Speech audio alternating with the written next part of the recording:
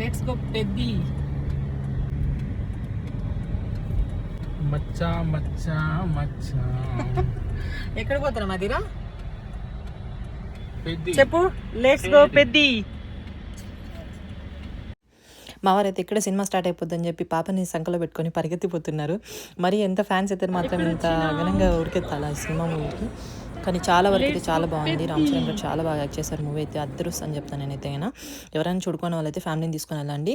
మనకి ఒక army person ఎంత ముఖ్యమో, ఒక స్పోర్ట్స్ మ్యాన్ ఎంత ముఖ్యమో, ఒక చాలా చాలా బాగుంది మూవీ అయితే.